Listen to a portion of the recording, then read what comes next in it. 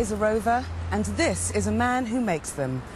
What the West Midlands needs to know is whether they have a future. We're going on a journey to find out. So how long have you worked at MG Rover for? I started with the rover in 1987. Tell us what you think the long-term future at MG Rover might be. The longer term, well, I don't think Rover can go it alone. How's your company coping with all the uncertainty? Well, for this specific car... Gentlemen, when Phoenix took over from BMW, they pledged to sell and produce 200,000 cars. Are they on track for that? The business plan that was presented to the government is firm and in place. So how important is getting a partner? We always knew that in the long term, when they come to replace the small and medium cars, they do need a collaborative partner. Are there talks with other companies going on, and are you being informed? There are discussions with an interested party. So can you tell us, you know, the other company, can you tell us who they are? I'm not able to disclose that right now, unfortunately. Is it Proton? I'm not able to disclose that right now, I'm afraid. In the event you don't find a partner to collaborate with MG Rover, what will happen? Will Longbridge close? Well, that's an if, isn't it? It's an if, and it's difficult. The name that's been touted around, I think, most frequently is the Malaysian car manufacturing company Proton. Are they in the running? I've noticed their name being touted around a lot as well. Some people would argue that you should really be a big volume car manufacturer like Ford, or a niche manufacturer, not in between. What would you say to that? Yeah, that's industry. These gates behind me were installed to keep the media out. The person who lives on the other side is the daughter of a window cleaner who became a nurse, a shopkeeper and a seaside landlady. But she went on to gain fame as a medium and has a deep distrust of the press. Her name is Rita Rogers, reputed to be the country's most successful and accurate psychic, with a worldwide following and a client list that once included Diana, Princess of Wales. She's agreed to open her doors to us for a rare recorded interview. Rita Rogers very rarely allows cameras or reporters to her home. She hardly needs the publicity. Her books are read by millions and she's sought after by thousands from across the globe. But she agreed to meet us when we made this request. Show us how a girl whose only ambition was to be a housewife and only dream was to have a bathroom turned into the country's most celebrated and successful medium. It must have occurred to you why you didn't warn Diana. Oh, it did. To this day, it always will. The truth may be out there, and if it is, Jacqui Joseph is going to find it. Jacqui. Hi there, John. Now, yes, I'm still in Belgrave Hall. The researchers are still downstairs monitoring the whole house.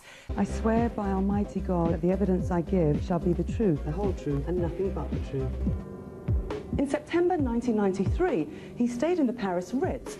A subsequent investigation by the Guardian newspaper revealed he'd been staying at the expense of a highly influential Arab prince. He stood up and claimed that he would take up the simple sword of truth and trusty shield of British fair play. He lied. It was a very wrong thing to have done, and it's deeply on my conscience and remains so. 2001, Anna West from Chandler's Ford in Hampshire died of skin cancer that started from a mole on her back. She was just 21. Anna loved the sun and desperately wanted that golden glow, which eventually killed her. Throughout her treatment, Anna kept a video diary. She wanted to warn her generation about the dangers of sunbathing. Well, joining me today is Janet West, Anna's mother, and her brother, Francis. 7 years ago, life was pretty miserable for Brian Quinn. He had a triple bypass and he wasn't allowed to go back to work. So as you can imagine, he became isolated and depressed. But thanks to a project called The Heart Garden, life these days is looking pretty good. The project's part of Art in the Park. In the studio is former Environment Minister Michael Meacher. You may remember that it was he who was sacked from his post. And how did the government react to that? I mean, they obviously were great straight away, or were they a bit sort of sceptical about that as well? They were a bit sceptical about it on the grounds that, well, this isn't a consultation. Some basic facts about world debt. 50 countries have debts they will never be able to pay back. For some, these debts are 93% of their national income. Over 21 million lives could be saved if the money that was used for debt repayment was ploughed into health and education. Strong facts. And now you know them, what are you going to do about them? Probably not a lot. You see, it takes a lot more than facts and figures to get most people going. Next up is a man that, through his handling of the music industry and celebrities, has turned such facts and figures into a groundswell of public opinion. Behind the organisation that is Jubilee 2000, whose aim is to cancel world debt for good. The Old Testament, the ancient Hebrews, had this concept of Jubilee, an important part of which was that every 50th year, which is every 7 times 7 years, you have a year out. A bit like the Sabbath, Sunday is a day out. Or you leave the land fallow in the 7th year. Whatever you may think, it is in fact one of the most exciting and controversial alternative medical advances in years. Deep in the heart of laid-back Kentucky, we found its creator, the maverick Dr. Peter Moscow, the leading practitioner and the inventor of psychotronic medicine, which uses light and sound waves to homeopathically cure ills. You have observably a physical body, but you have more than that. You have a series of energy bodies. Shopping, I love it. 8 out of 10 of us shop on a Sunday. Nearly half of all single mothers work on a Sunday. We get the papers delivered, watch football on TV, get pizzas delivered, and why not? Like it or not, we live in a material world. Time is money. These people are on their way home after a long day in the city. How crazy do their lives get? Firefighters, should they take every Sunday off? What about doctors and nurses? Now, our next story comes out of the concerns of doctors at the Royal National Orthopaedic Hospital. 20 years ago, they noticed that people with spinal cord injuries were living longer, but had little help for their rehabilitation back into the wider community. So they set up Aspire, and today, thanks to the National Lottery grant, they've established a national training centre, which is unique in Europe and is available to people all across the UK. Have a look at this. What's your name?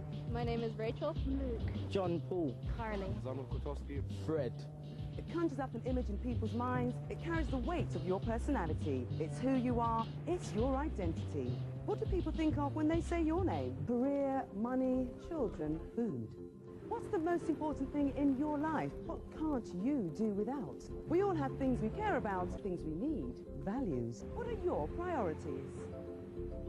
Fed up with cold, dark, dreary winter nights? Chances are you could be suffering from winter blues. Lux is a unit of light intensity, and we need around 2,500 to make ourselves feel good. On a cloudy winter day, it can be as low as 1,000, but it's reckoned that between 5 to 10 sessions here is sufficient to make up that difference. And of course, you can have a drink at the same time. Almost like being on holiday, really. Cheers.